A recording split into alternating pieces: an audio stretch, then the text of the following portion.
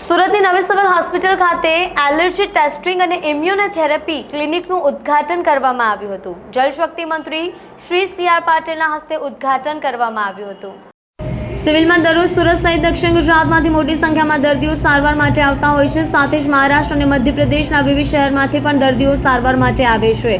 જેમાં એલર્જીની તકલીફ હોય તેવા દર્દીઓની રોગપ્રતિકારક શક્તિની સંવેદનશીલતા વધારે હાઈપર હોય છે। જો કે શરદી, શ્વાસ, ખાંસી, આંખમાંથી પાણી ટપકવું, ખંજવાળ સહિતના લક્ષણો એલર્જીમાં થાય છે। આ પ્રકારના દર્દીનું ટેસ્ટિંગ કરી રિપોર્ટ અને સારવાર આપવામાં આવશે, જેનો રિપોર્ટ 28 થી 30 મિનિટમાં આવી જશે। જો કે રિપોર્ટ પોઝિટિવ આવેલા દર્દીને એલર્જી નિવારવાના પગલાં ઇમ્યુનોથેરાપીની સારવાર લાગુ પડતા કેસમાં આપવામાં આવશે।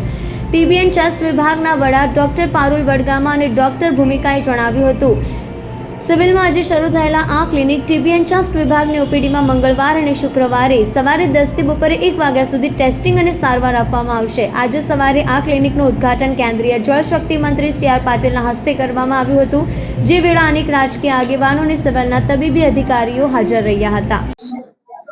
સુરત સિવિલ હોસ્પિટલની અંદર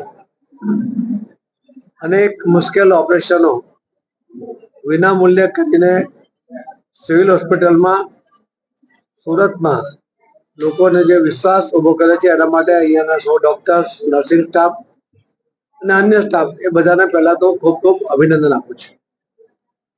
જે બહાર પ્રાઇવેટ સેક્ટરની અંદર જે ટ્રીટમેન્ટ ખૂબ મોંઘી છે એવી ટ્રીટમેન્ટો વિના મૂલ્યે સિવિલ હોસ્પિટલમાં થાય એના માટે સફળતાપૂર્વકના પ્રયત્ન ન્યૂ સિવિલ હોસ્પિટલ સુરતમાં સતત થતા રહ્યા છે।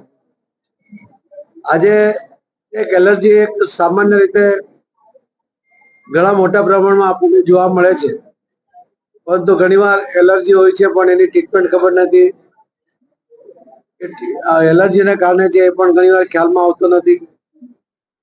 ત્યારે સિવિલ હોસ્પિટલે આજે પહેલ કરીને આવા એલર્જીના નિદાન માટે ઇમ્યુનિટી ટ્રીટમેન્ટ માટે એમણે આજે સિવિલ હોસ્પિટલની અંદર આ વિભાગ ચાલુ કર્યો છે।